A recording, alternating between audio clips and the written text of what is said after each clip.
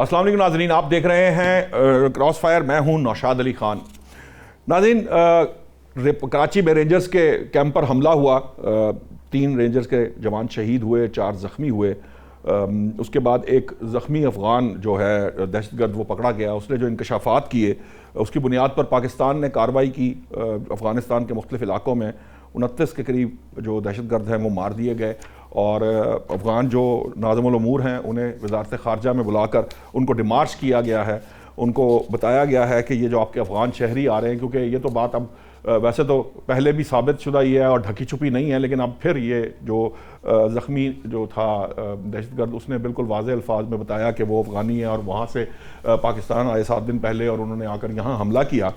ये जो सिचुएशन है ये अब किस तरफ जाएगी, क्योंकि वो प्रोपेगेंडा करना शुरू कर देते हैं कि जी ये हमारे शहरियों पर जो है वो अटैक हो रहे हैं, और अब मेरी बाज़ इतलात तो ऐसी भी हैं कि वहाँ उन्होंने तमाम तर असलहा और ये जो चीज़ें हैं वो हॉस्पिटल्स में, मसाजिद में और स्कूलों में मुंतकिल कर दी हैं, ताकि अगर कोई हमला हो तो हम प्रोपेगेंडा कर सकें। लेकिन जो असल करने वाला काम है, जो दहशतगर्दी के खिलाफ जंग है, उसके अंदर पाकिस्तान का साथ देने के बजाय वो भारत की प्रॉक्सी बन के, कठपुतली बन के यहाँ जो कुछ करवा रहा है, इससे उसको क्या हासिल होगा? उसकी अपनी मईशत जो है अफ़गानिस्तान की वो बिल्कुल तबाह हाल है। वहाँ गुर्बत जो है वो पंजे गाड़े हुए है और वो उससे निकलने को तैयार नहीं। हालांकि वो एक बहुत अच्छी इकॉनमी की शक्ल में डेवलप हो सकता है अगर वो, क्योंकि वो गेटवे है सेंट्रल एशियन स्टेट्स का और बहुत सी तिजारत वहाँ से हो सकती है। लेकिन ये जो डॉलरों के लिए या सिर्फ इस तरह के माहौल में रहने के लिए, इस तरह ये क्या मामला है, इस पर बात करने के लिए मुझे ज्वाइन किया डॉक्टर शादिया चीमा साहिबा। माहिर हैं बैनुल-अक़वामी अमूर की। एयर वाइस मार्शल साहब एजाज महमूद साहब हमें ज्वाइन कर रहे हैं। डॉक्टर नवीद लाई साहब साबिक DG जॉइंट जो हैं IB के, और खालिद फारूकी साहब सीनियर तजिया निगार हैं। अब मामला ये है कि हम ट्रंप और ईरान और जो कल दोहा मुज़ाकरात है उस पर भी बात करेंगे, लेकिन सबसे पहले डॉक्टर नवीद लाई साहब, मैं आपके पास इसलिए आना चाहता हूँ कि ये जो सिक्योरिटी अपरेटस है हमारा, ये क्या वजह है कि ये अफगानी कैसे आ जाते हैं? हमने तो बॉर्डर भी बंद कर रखा है और फिर जो है अफगानियों को हम वीज़े के बगैर आने भी नहीं देते। फिर ये कहाँ से ये एंटर हो जाते हैं? आकर फिर ये 7 दिन यहाँ रहे, किसी ज़ेर तामीर इमारत में रहे, या जो भी सहूलतकार उन्हें सहूलतकारी फ्राहम कर रहे हैं, क्यों कर रहे हैं, कैसे कर लेते हैं? हमारी लॉ एंड ऑर्डर की जो हमारी एक्सपर्टीज़ हैं और सिक्योरिटी फोर्सेज हैं, ये क्यों उनकी आंख से छुप रहते हैं? क्या मामला है? ये किस तरह इसको डील किया जाएगा?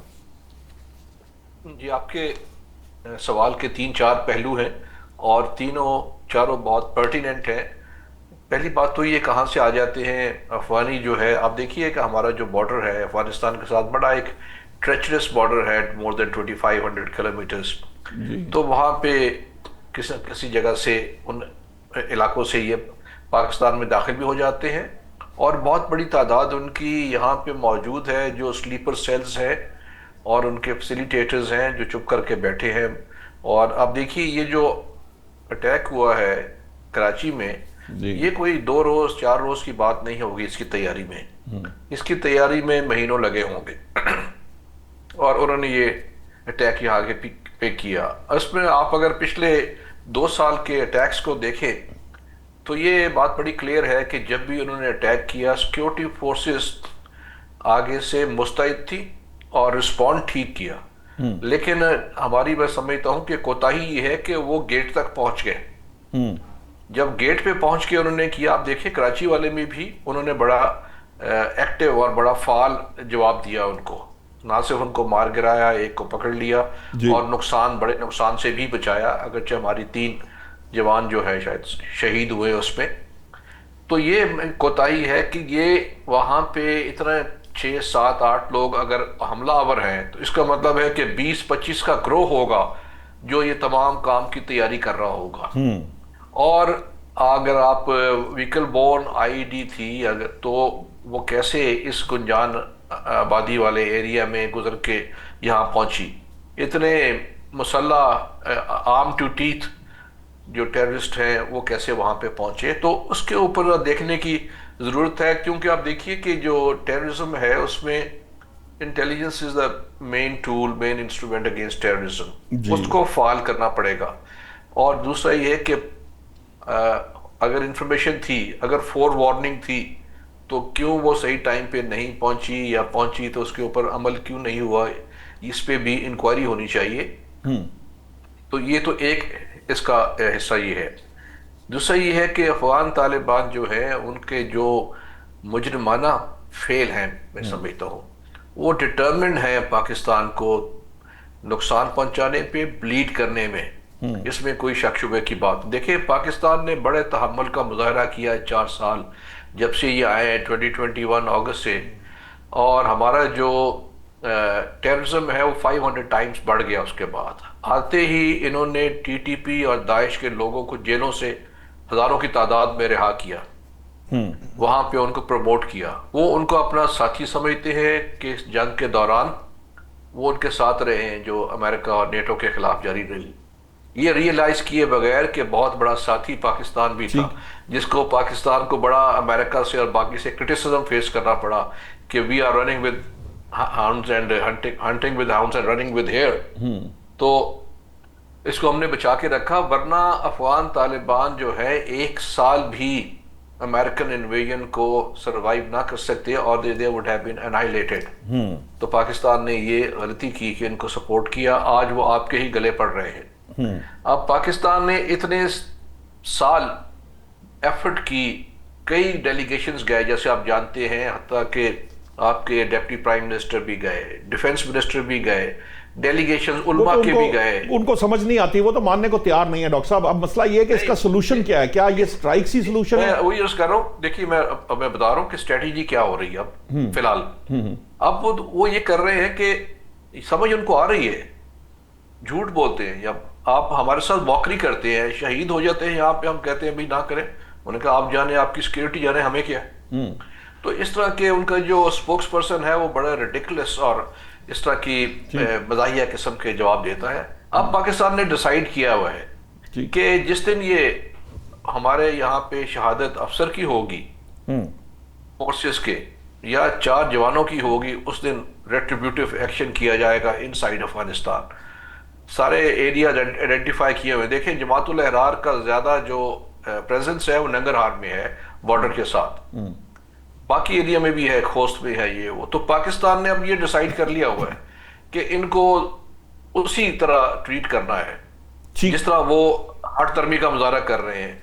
तो ये थोड़ा अरसा चलने, उसके बाद निगोशिएट दोबारा करके देख लेंगे, वरना उसके बगैर इनको समझ नहीं आएगी। और तीसरी बात जो आपने कहा कि यहाँ पे तरक्की हो सकती है, स्टेबिलिटी हो सकती है, उनको सूट नहीं करती।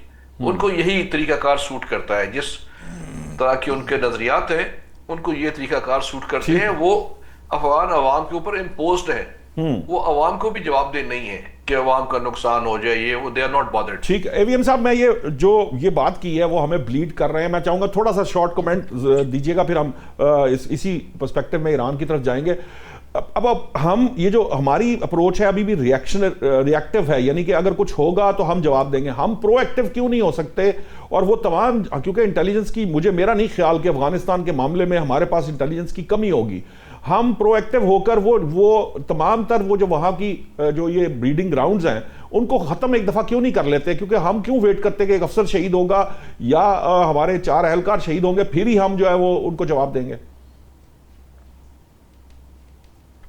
देखिए, ये यकीनन जहां तक इस बात पे आपका कंसर्न तो वैलिड है, लेकिन इसमें जब एक मुल्क की हुकूमत इस बात पे डिटरमिन्ड हो कि उन्होंने पाकिस्तान के खिलाफ पाकिस्तान के दुश्मन का साथ देना है, जहां से उनको फंडिंग हो रही है, जहां से उनको ट्रेनिंग हो रही है, तो वो आप जितने भी ऑपरेशन कर लें वो मुकम्मल जो है ना इरेडिकेशन नहीं हो सकती।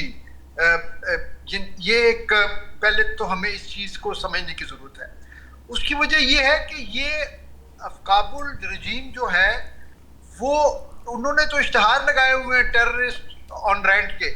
तो आज आपने उनके जो तर्जुमान है उनका बयान आपने सुन लिया, यानी कभी आपने किसी रियासत के तर्जुमान का ऐसा बयान सुना है कि जी हम यहाँ हिट करेंगे, हम खुदकश बम्बार भेजेंगे? तो ये उनका माइंड सेट जाहिर करता है। और इसको आप अगर लार्जर कॉन्टेक्स्ट में देखें तो ये जब भारत ये कहता है कि ऑपरेशन सिंदूर खत्म नहीं हुआ, तो ये उसी की कंटिन्यूशन है सब कन्वेंशनल डोमेन। लेकिन ऐसा नहीं है कि पाकिस्तान प्रोएक्टिव नहीं है या पाकिस्तान सिर्फ रिएक्ट करता है। पाकिस्तान की जो इंटेलिजेंस गैदरिंग है, इंटेलिजेंस इंफॉर्मेशन की थ्रू ह्यूमन इंटेलिजेंस वैलिडेशन है, वो एक ऑनगोइंग प्रोसेस है। लेकिन कुछ चीजें ऐसी हैं जो इनके लिए फेवरेबल हैं, जो आपने पहले भी सवाल किया कि वो कैसे पहुंच जाते हैं। देखिए, ये यहाँ की इंडिजिनस पॉपुलेशन में ये बड़े आसानी से मर्ज कर जाती है। कराची में जैसे एक बहुत बड़ी आबादी जो है वो पश्तो बोलने वाले लोगों की है, उनसे मिलते जुलते उनके फीचर्स हैं। तो ये उसमें आके इनके जो प्लानर होते हैं, जो रिकॉनेसेंस करते हैं टारगेट आइडेंटिफाई होने के बाद, फिर वहां पे अपने जो एसेट्स हैं उनको इकट्ठा करते हैं, तो वो बड़ी आसानी से मर्ज हो जाते हैं उस बैकग्राउंड में। दूसरी बात यह है कि हमारी सोसाइटी में अनफॉर्चुनेटली उस तरह की विजिलेंस नहीं है जिस तरह की विजिलेंस दरकार होती है इस तरह के दुश्मन को जो है आइडेंटिफाई करने में और बर वक्त उनके खिलाफ कार्रवाई करने में। हमारे लोग जो हैं वो बहुत ज्यादा इस चीज को जो है वो ओनरशिप ही नहीं लेते, सॉरी टू से। जब तक हम whole of the nation approach नहीं होगी, जब तक हमारा वो पुलिस का वो निजाम, ये कोई पुरानी बात नहीं है, आज से चंद दहाइयों पहले पुलिस की इतनी ज्यादा नेटवर्किंग होती थी कि मोहल्ले में आपके घर में कौन आया है, कौन गया है, आपके यहाँ क्या एक्टिविटी होने वाली है, वो हर चीज के ऊपर नजर होती थी। लेकिन अब ये बेहिसी हो गई है और पुलिस की नफरी कम होने की वजह से, इल इक्विप्ड होने की वजह से हमारा वो सिस्टम जो है, क्योंकि हम लोग इसको फाइट कर रहे हैं आर्म फोर्सेस के लेवल पे, हम इसको फाइट कर रहे हैं अपने एफसी या रेंजर्स के साथ, जबकि बुनियादी तौर पे ये मसला जो है इंटरनल सिक्योरिटी ऑर्गन है वो इंटरनल सिक्योरिटी का है। तो जब तक हमारा वो निजाम एम्पावर्ड नहीं होगा, वो उतना एनर्जाइज नहीं होगा, हम हमेशा एक डेफिशिएंसी रहेगी। देखिए, जब इनकाउंटर होता है तो उनके पास ज्यादा सोफिस्टिकेटेड वेपन्स होते हैं, कई दफा उनके पास ज्यादा सोफिस्टिकेटेड सैटेलाइट कम्युनिकेशन होती है, क्योंकि उनके पीछे भारत की पूरी एक रॉ काम कर रही है। दुनिया की बेहतरीन टेक्नोलॉजी और दुनिया का बेहतरीन funding in terms of weapons वो उनको मुयसर है। तो ये एक ऑनगोइंग प्रोसेस है और मैं समझता हूँ कि हम हमारी मुसल्लह फौज कुर्बानियां दे के जितना बेस्ट पॉसिबल है वो कर रहे हैं, लेकिन जाहिर है हमें मजीद काम करने की जरूरत है। ठीक है। और वो जब तक पूरी मुआशरे की whole of the nation approach नहीं होगी, ये मैनेज जो है हम इसको फाइट ही करते रहेंगे। ठीक है एजाज साहब, मेरा ख्याल अफगानिस्तान पे तो काफ़ी बात हुई। मैं डॉक्टर शाजिया साहिबा, अगर आप कोई बात इस पर करना चाहें तो ज़रूर कीजिएगा, लेकिन असल मामला ये है कि अब कल दोहा में मुज़ाकरात शुरू होने जा रहे हैं। पहले एक दूसरे पर हमले भी किए, फिर वो हमले रुक भी गए। अब एक साइड से अमेरिका जो है वो इसराइल के साथ मिलके लबनान में एक सीज़ फायर कराता है, जिसको लबनान के जो जनूबी पंजाब में हिजबुल्ला, जनूबी लबनान में जो हिजबुल्ला है या जो अदरवाइज लोग हैं वो उसको कबूल नहीं करते और प्रोटेस्ट शुरू कर देते हैं। वो वहाँ से जो जिसे कहते हैं ना पोजीशन ऑफ स्ट्रेंथ बना रहे हैं बारगेन के लिए, और इधर से जो है जो ईरान है वो ये समझता है कि हिजबुल्ला को माइनस करके या जो उनकी आपस की कोई सीज फायर है उसको ईरान जो है वो मानता नहीं है। एमओयू में ये बात तय हुई कि हिजबुल्ला जो लबनान और ईरान समेत तमाम महाजों पर जंगबंदी होगी। ये आपको जो एमओयू है ये आगे चलता नजर आ रहा है, और ये जो कुछ ईरान और अमेरिका के दरमियान होगा, क्या ये सस्टेनेबल होगा? क्योंकि इस पर बड़ी डिबेट हो रही है इंटरनेशनली।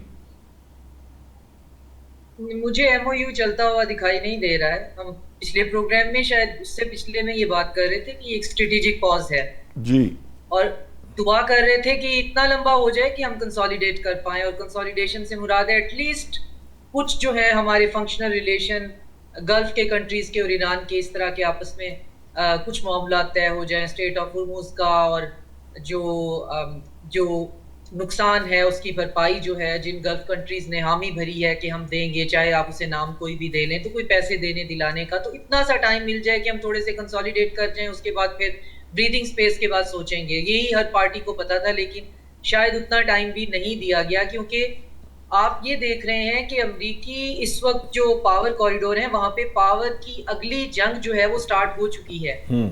जो जेडी वैंस हैं वो खुद की पोस्चरिंग कर रहे हैं अगले प्रेसिडेंशियल इलेक्शन के लिए, और मार्को रूबियो अपने लिए कर रहे हैं। जेडी वैंस जो हैं वो आके गुड कॉप बन के कह रहे हैं कि नहीं, एपेक को थोड़ा सा कंट्रोल करना है, हमें चीज़ों को थोड़ा सा रिविजिट करना है, और ये कि इजराइल जो है वो एक मुल्क है जैसे कि बहुत से मुल्क हैं और हमारे बायलैटरल होंगे वगैरह वगैरह।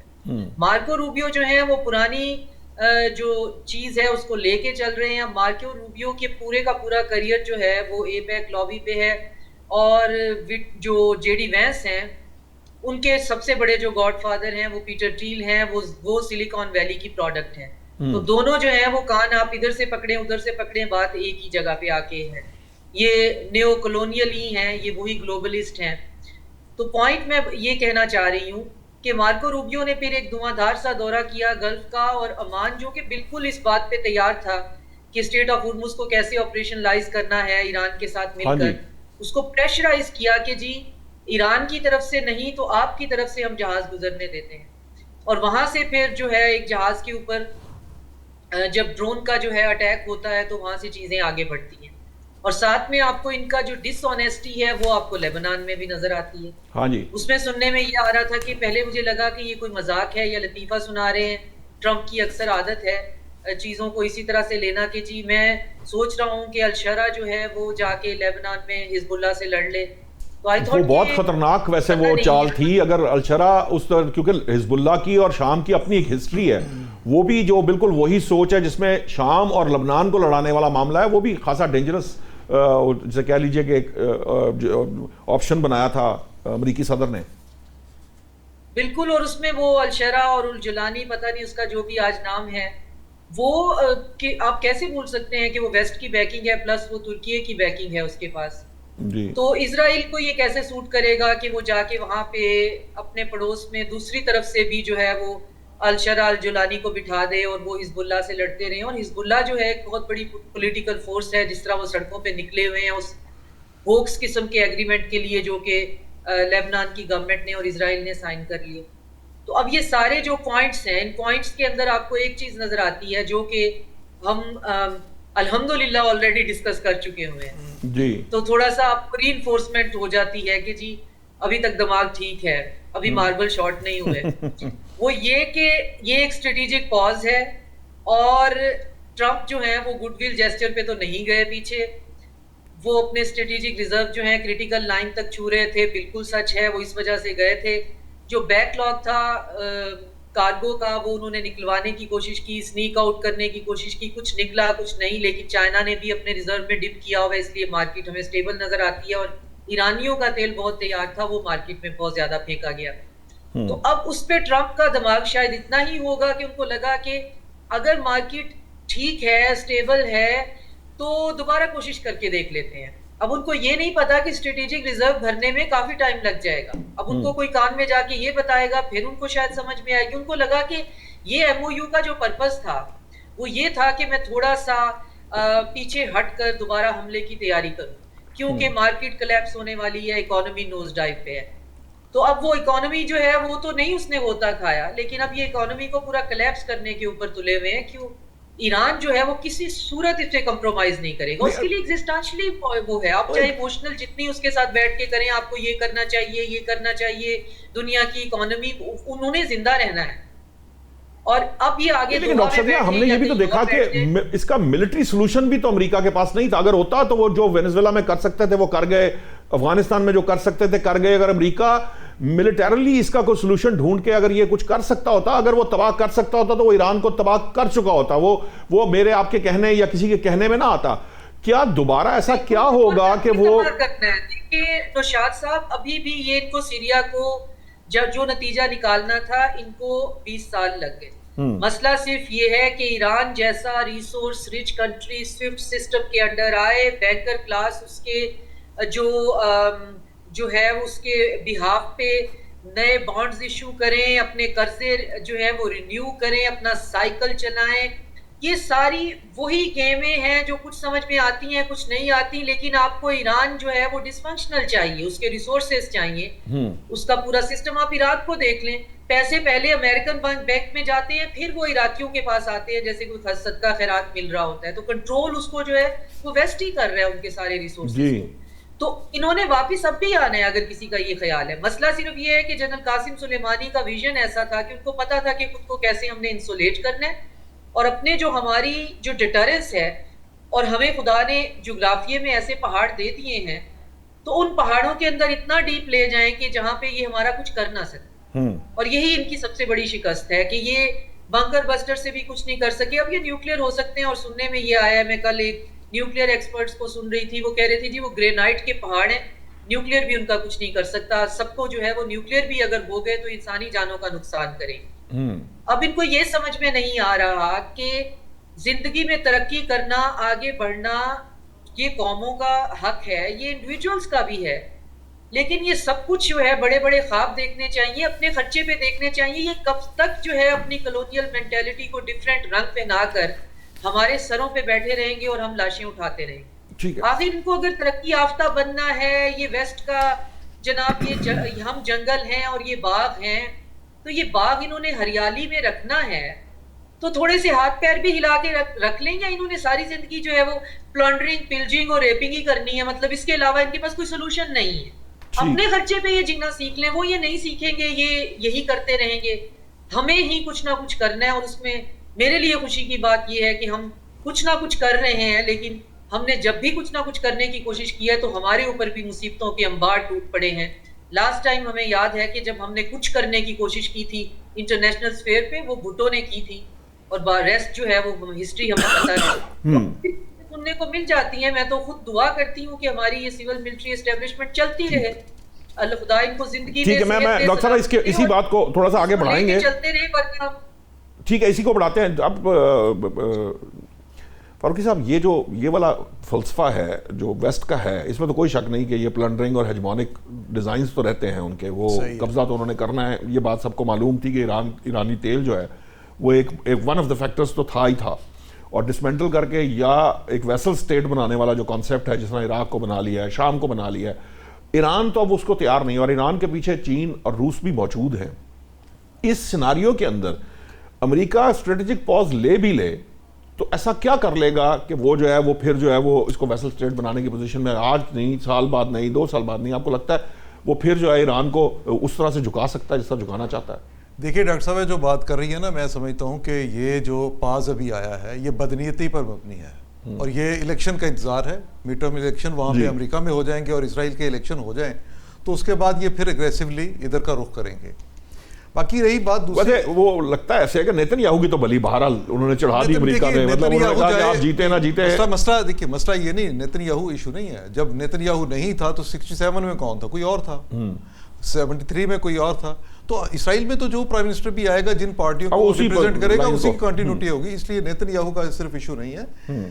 इस बाकी जो रहा है ना अमेरिका का मामला, अमेरिका तो ट्रंप ने कई गलतियां भी की हैं, सारा कुछ किया है। मसला सिर्फ इस वक्त ये है कि ईरान जो है वो किस तरह से सारी सूरत हाल से बाहर निकलता है। आप देखिए, जैसे आपने कहा कि लेबनान का मुआहदा हो गया इसराइल के साथ, अच्छा अब वो मशरूत किस्म का मुआहदा है कि आप हिजबुल्लाह को करें गैर मुसल्लह, हिजबुल्लाह को गैर मुसल्लह करेंगे तो इसराइल अपनी फौजें वापस बुलाएगा।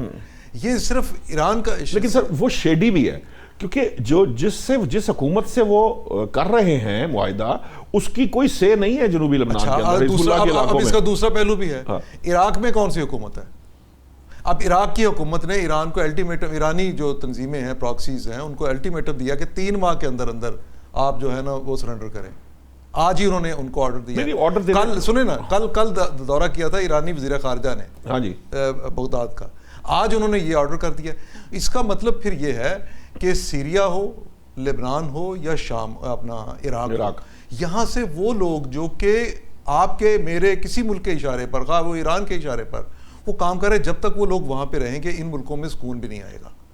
ये सुकून जो अगर लाना है। फारूक साहब, एक और बड़ी दिलचस्प बात है, अमरीकी सदर कहता है कि हमने कुर्दों को असलहा दिया, हमने कुर्दों को कहा, उन्होंने हमें डिलीवर नहीं किया। सही। वो कर सकते हैं, कोई और अपने सर्वाइवल की जंग के लिए किसी। देखिए मैं फिर ये कहूँ, देखिए आप क्या अमेरिका की इस पॉलिसी को पसंद करते हैं? नहीं पसंद अगर नापसंद करते हैं तो वो उस रीजन के जो बाकी कंट्रीज हैं अपने ही रीजन के एक मुल्क की पॉलिसी को पसंद नहीं करेंगे। सो ईरान का मसला ये है कि उसके अभी अपने किसी हमसाया मुल्क के साथ ताल्लुकात जो है नॉर्मल नहीं है।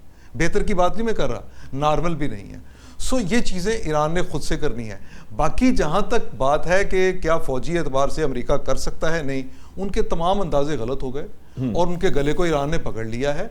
अब इसमें दो चीज़ें हैं ना, या तो आप खित्ते को मुसलसल एक ऐसी सूरत हाल में रखें जहाँ पे तबाही और बर्बादी हो। ये जो रूबियो वाली और उसकी जो वो भी नहीं अब रख सकते। अपनाए हुर्मुज़ जो है वो अब वेस्ट का, अब जिस शरक की बात कर रहे हैं एक्चुअली वो बन चुकी है, क्योंकि वो भी अब वेस्ट रखने की पोजीशन में नहीं। देखिए वो सिर्फ वेस्ट की नहीं है, फिर गलती हम यहाँ पे करते हैं ना, वो पूरे मिडिल ईस्ट की है। हाँ ठीक है, वो सारे अरब मुल्क, सारे अरब मुल्क जो हैं आपकी भाई मुस्लिम उम्मा का हिस्सा हैं। आप कहाँ उनको छोड़ के जाएंगे? आप कहाँ सारे सऊदी अरब से, बहरीन से, कतर से उनसे ताल्लुकात आप समेट लेंगे? आपको कहीं स्टैंड लेना पड़ेगा ना। जहाँ जब आप बात जाके करेंगे तो फिर क्या कहेंगे? आज बहरीन को जो ईरान ने वार्निंग दी है उसका है कि भाई आप अपनी हैसियत में रहो वरना हम आपको सबक सिखा देंगे। कल को बहरीन पे कोई मामला होता है, क्या सऊदी अरब उसकी मदद को नहीं आएगा? आप कहाँ खड़े होंगे? मसला फिर इसका यही है कि आप अमेरिका से डायलॉग तो कर रहे हैं, आप एक रीजनल डायलॉग भी करें। इस सारे कन्फ्लिक्ट से अगर निकलना है तो ये करना पड़ेगा। बाकी जो लोग वहाँ पे अमेरिका में जो पावर कॉरिडोर में बैठे हैं उनकी तो अपनी एक फ्यूचर की भी एक प्लानिंग है। उस प्लानिंग में जिस तरह के लोग वहाँ पे सामने आएंगे वो को बहुत दानिशमंद अक्लमंद क़यादत तो हमें कोई नज़र नहीं आती। मैं तो बल्कि जॉन बोल्टन का इंटरव्यू सुन रहा था, उसने कहा कि ये जो मुज़ाकरात ईरान के साथ हुए हैं उनमें कोई एक्सपर्ट नहीं है। जो सिक्योरिटी एडवाइज़र रहा है दो हुकूमतों का, उसने कहा कोई इनमें से एक्सपर्ट नहीं है, कोई माहिर नहीं है, ना न्यूक्लियर इश्यूज़ में, ना मिसाइल में, और ना ही इनकी कोई ऐसी पुरानी कोई ऐसा तजर्बा था। सो जो पूरी टीम है उसकी सदर ट्रम्प की जो है वो अमरीकियों के मुताबिक, हम नहीं कह रहे, वो अमरीकियों के मुताबिक फेल हुई है। उनकी जो जंग की पॉलिसी थी वो भी नाकाम हुई और उसके बाद जो उनकी मुज़ाकरात की पॉलिसी है वो भी हमें नाकाम होती नज़र आई है। अब सारा इसका अगर जब मुज़ाकरात नाकाम होते हैं तो अमेरिका जैसा मुल्क क्या करता है? अमेरिका जैसा मुल्क फिर एग्रेशन पे ज़्यादा उतरता है, वो ज़्यादा ऐसे स्टेप उठाता है जिससे पूरा इलाका तबाही का शिकार हो। अब इस तबाही को बचाने के लिए एक टाइम ऐसा आएगा जिसमें चाइना को और रशिया को ज़्यादा मुदाखलत करनी पड़ेगी।